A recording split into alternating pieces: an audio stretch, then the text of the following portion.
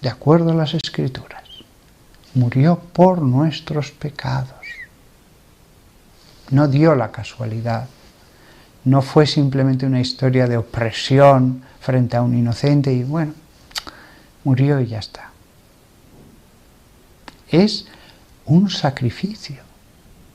El sacrificio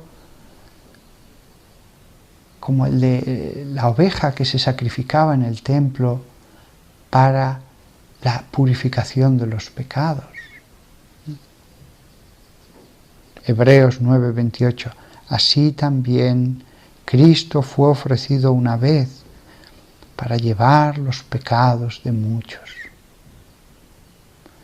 Sí, porque tal como entendamos el tema del castigo de Dios, de su ira, la pandemia, si al final tenemos una visión de que, bueno, tampoco están tan mal las cosas y en el fondo da un poco lo mismo ser pagano que creyente, pues al final la muerte de Cristo, como tantas veces he oído, bueno, sí, un ejemplo de opresión, dio la casualidad de que pasó así, las leyes, que obran por sí mismas, no, todo estaba escrito, todo estaba decretado, lo que Dios quería y lo que Dios iba a permitir. Dios permitió el pecado, pero quiso que Jesús nos purificara a través del amor que implica ese sufrimiento. Es una lectura teológica. He visto lecturas meramente históricas del último día de Cristo. Tantas películas en los años 80 mostraban eso, un Jesús humano. Y todo era humano. No era algo divino, no había un plan de Dios. Jesús dio la casualidad de que al final murió. No es verdad. Murió según las Escrituras, según lo predicho en las Escrituras, exactamente tal cual predijeron esas palabras santas de los profetas. Pues si eso vale para Jesús, el entendimiento de que hay algo más que las leyes humanas, las leyes de este mundo, eso vale para entender nuestra sociedad y nuestra generación. Yo prefiero creer en un Dios que es Señor, pleno poder, un Padre que me cuida y que sería capaz, como en tiempos de Josué, de detener el sol en mitad del cielo, si Él cree que es lo que se debe hacer. No hay cosas difíciles para Dios. Si hace falta va a detener el sol en mitad del firmamento. Él ha hecho volver a muertos a la vida en época de Jesús y algún otro pasaje también en el Antiguo y en el resto del Nuevo Testamento. Y ha ocurrido en vidas de santos porque Jesús dijo, y resucitarán muertos. Desde esa visión de la Biblia y de la historia, de la Biblia que me hace leer la historia, esta pandemia no es una casualidad. No ha aparecido porque sí. Nada más.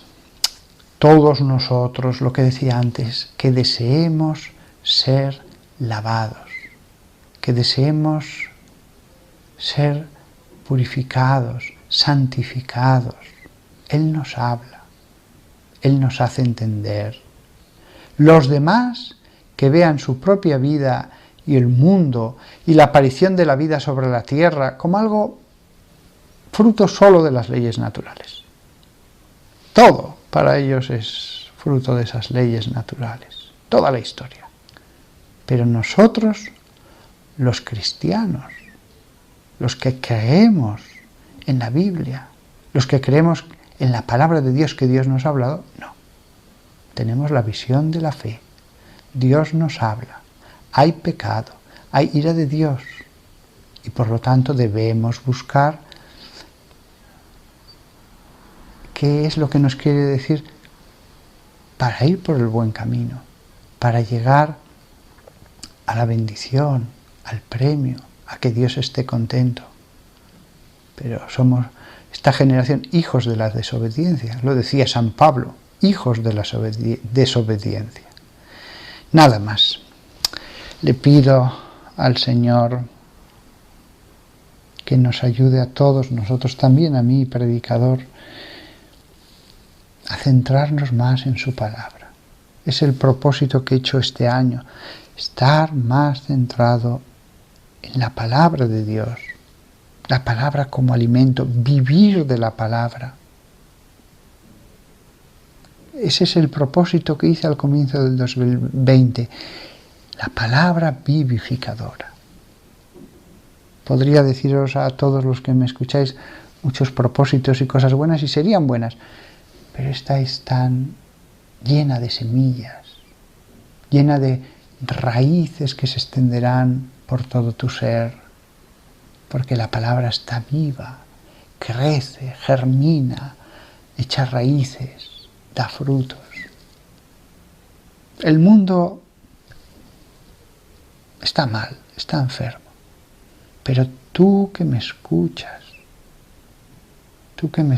sí, tú sí, como un polluelo vuélvete a Dios y di, Señor, mira, yo no puedo cambiar el mundo, pero mi corazón te lo entrego, cámbialo, envía tu gracia.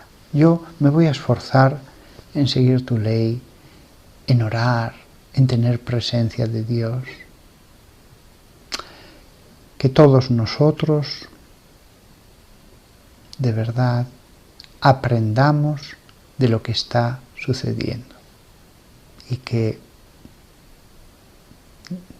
tú que me escuchas, te encuentres con Jesús cada vez más profundamente hoy, ahora.